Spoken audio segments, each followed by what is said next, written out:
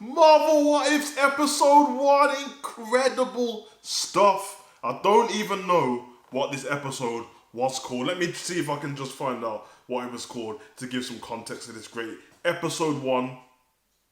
Marvel What Ifs is what it's called, to be fair. I thought this episode is the first one we've laid eyes on, and let me just tell you, what a masterpiece of artistry, of whoever is the illustrator behind this is incredible. The story was perfect. We got 32 minutes of action, and I'm very, very excited for the rest now. This was highly anticipated by me, highly anticipated by a lot of Marvel fans, and coming off the back of Loki, which was great, you just think to yourself, it's going to be an animation. What is, you know what I mean? Can they stand up? Let me tell you, episode 1 stood up to everything straight away. Now, I'm not going to go, there will be spoilers in this video, but, you know, it's one of them ones with spoilers in this one, because I don't just give out spoilers for the sake of it, so you won't have it in the thumbnail or anything like that.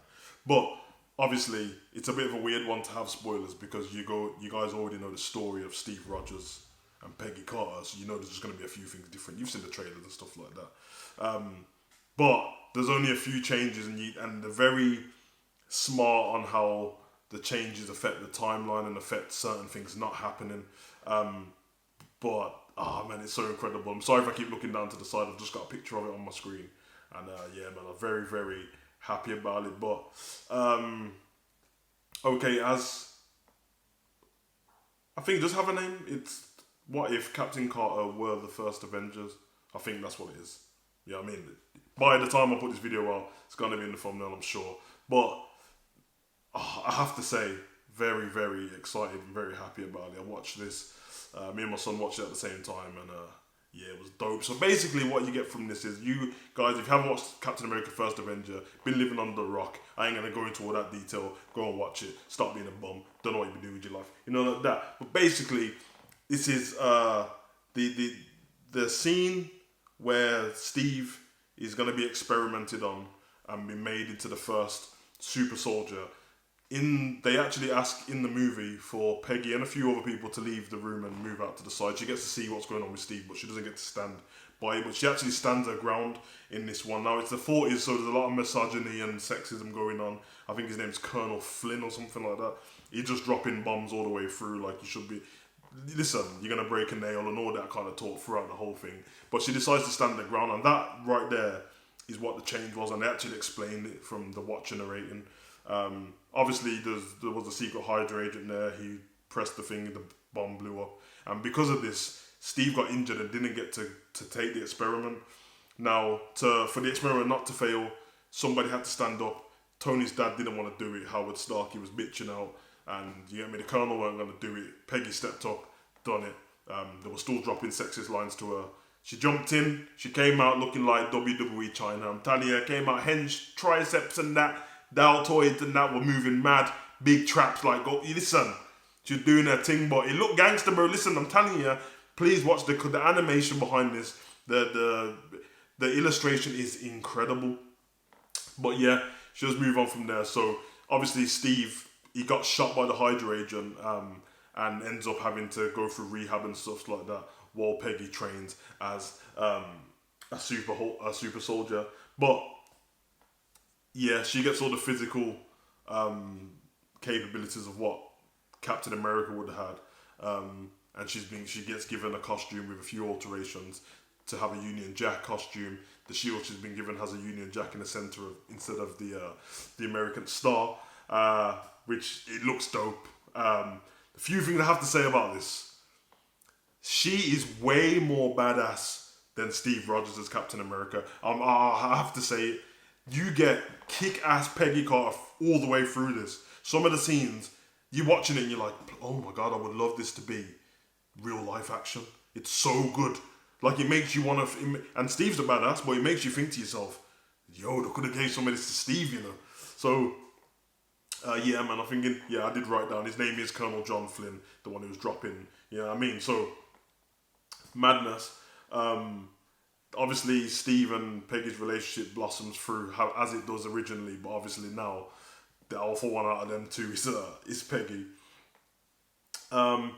And she goes out her way because Colonel Flynn basically says that she can't do anything. She'll break a nail. She goes, receives the Tesseract herself. She tracks it down. She frees Steve's crew, well, Bucky's crew. And when she returns the Tesseract, this time, obviously in the past one, we'll go into what happens there, but she gives it to Howard Stark, and he goes, I know exactly what I want to do with this. Now, obviously, this doesn't happen in the actual movie. And what he does is he makes himself they call it a Hydra Stomper, but it's very similar to Iron Man's Mark 1 costume. It's a bit of a mix between like Mark 1 and War Machine.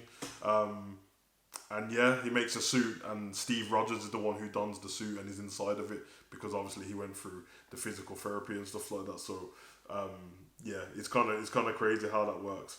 What else have I written down here just to make sure I don't miss anything out? Obviously they go to try and track down the Red Skull to take him out because they hear his plans of what he wants to do. You know what I mean? Basically taking over the world and etc. like that. That train scene, what we get in the first Avenger when the train drops off the track and Bucky falls off and Steve can't get him, and that's how he ends up becoming a Winter Soldier. This time Peggy catches him and says, I think Bucky's like, oh listen, you got a strong grip, I nearly lost my arm there, which is a throw out to him actually losing his arm, obviously, and getting the Winter Soldier arm. So that scene right there changes the timeline for Bucky, and he won't become the Winter Soldier in this. What does happen is when Steve goes into the train, it's a setup and it's just full of explosives. It blows up, and they think that Steve's dead, and the suit, what Howard says was indestructible, blows up. It actually doesn't. In the end, basically, Red Skull, obviously, because it is indestructible. When the bomb goes off, obviously Red Skull retrieves the Tesseract.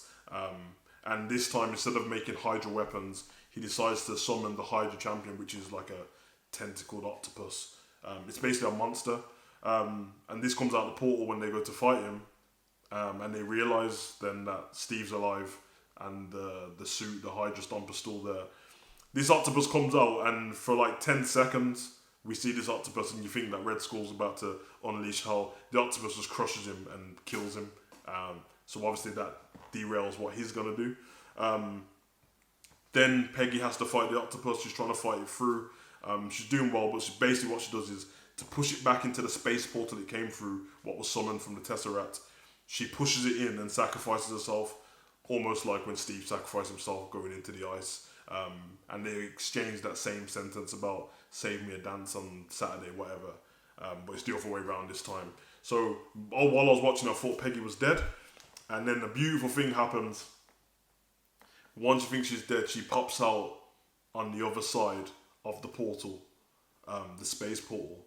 70 years later, when she comes out, she's greeted by Nick Fury and Hawkeye. Now in the movie, the first event, well, in the Avengers, it's Loki who comes out the space portal because he's been sent from the Chitauri army and Thanos to come down to New York. So basically she comes out, she says, where's Steve Rogers?